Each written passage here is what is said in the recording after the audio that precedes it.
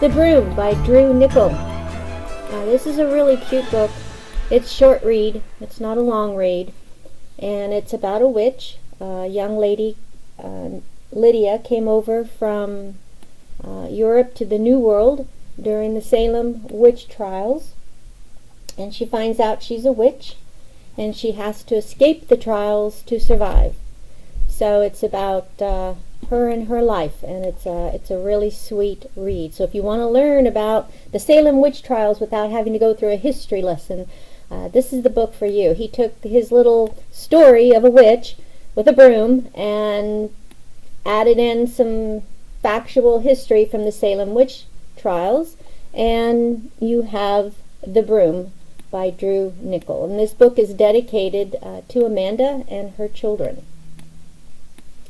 All right, The Broom. Introduction. High above a ridge in Virginia's Blue Ridge Mountains lived an old woman about whom no one seemed to know very much about.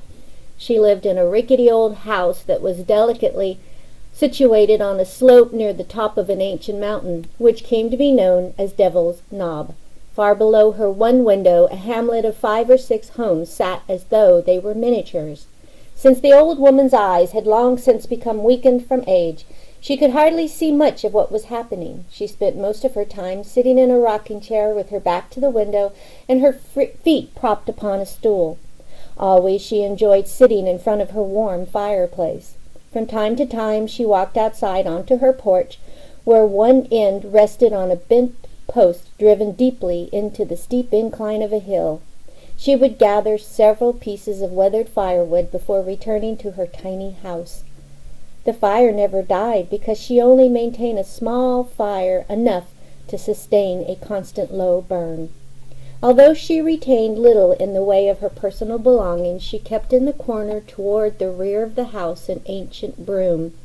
It was made from a style of the middle 1600s, and its gnarled handle attested to its authenticity. Above all else, the old woman treasured this broom. Every once in a while she glanced over at it and laughed, before looking back on a long-ago memory, recalling the events and how all of this came to pass.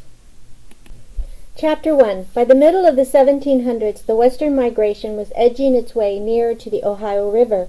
An exploratory jaunt led by Governor William Spotswood and his fabled Knights of the Golden Horseshoe had earlier revealed an unfettered land rich in milk and honey that they named the Shenandoah Valley. The following decades saw wave after wave of Scotch, Irish, and German immigrants descend upon the valley who tilled the nutrient-rich soil and thus established a vast granary. That was just the beginning, when the Rockfish River area was settled to the west of where Jefferson erected Monticello. Nathan Green occupied a modest house along the river, which spilled down the southeastern slope of the Afton Mountain. He dug a toiled existence in the rich but rocky soil. His farm would eventually become known as Greenfield.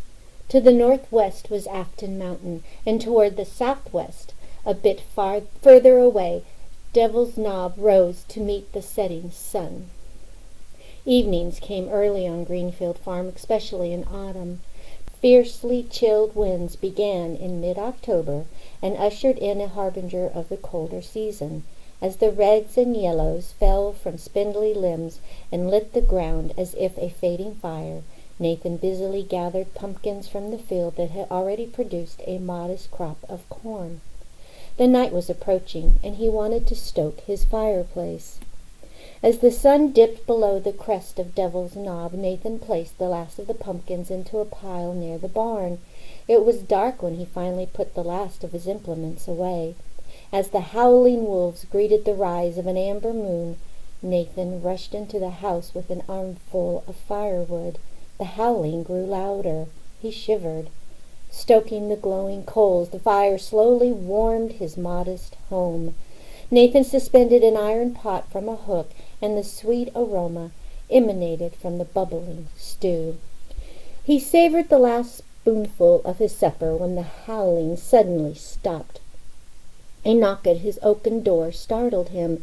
Nathan stared at the door, trying to remember where he placed his musket.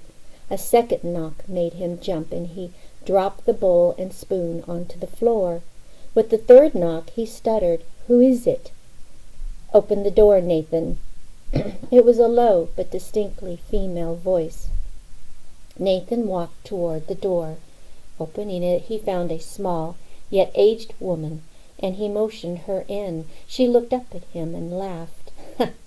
"You don't know who I am, do you?" "No, ma'am," he said, his mouth ajar. "Well, I brought you from your mother, and I named you." Nathan's eyes widened. His mother had died, giving him life. It was his father who raised him. 6 years before, Nathan's father joined Nathan's mother, never once talking about his wife. Nathan was 12 when his father briefly told him the difficulty with which he was brought into this world. He never mentioned who else was on hand to witness the birth of a baby and the death of his mother. It was something of a family secret that was kept from him until now. The older woman standing before him was about to tell him a story, and Nathan was listening intently.